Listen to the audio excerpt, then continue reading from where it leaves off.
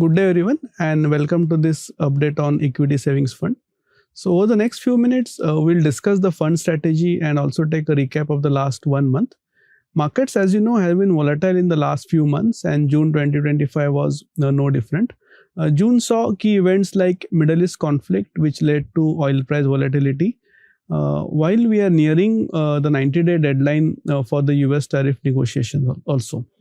RBI to cut the rate by 50 basis points, taking overall reduction to 100 bips in the current rate cycle.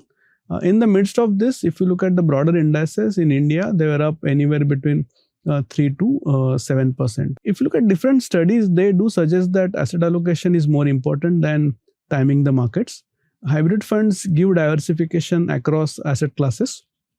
Allocation between the assets for us is based on internal framework, which in turn is based on fundamental and relative valuations.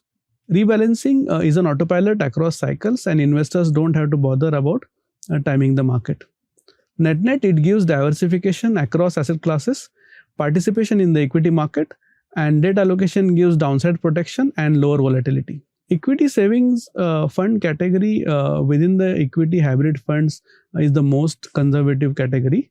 We have been maintaining equity weights anywhere between 35 to 45% depending on the overall market valuations. Taxation is equity taxation for this fund. If you look at equity portion portfolio, it is more like a flexi-cap fund. That is, we have freedom in terms of allocating stocks across the market capitalization.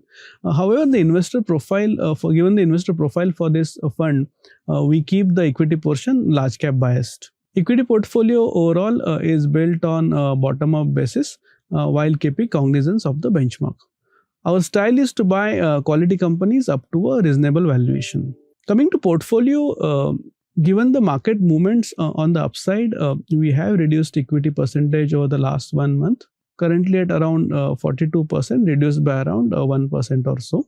Our key overweight sectors include financials, auto, aviation, pharma, and telecom.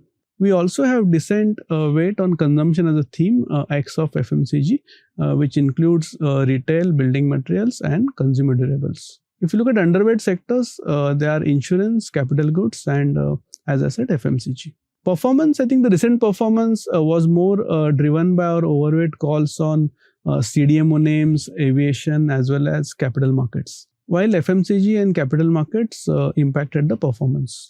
If you look at key changes, so we have reduced some weight in banking and pharma while it still remains overweight, and also reduced some weight on the real estate side.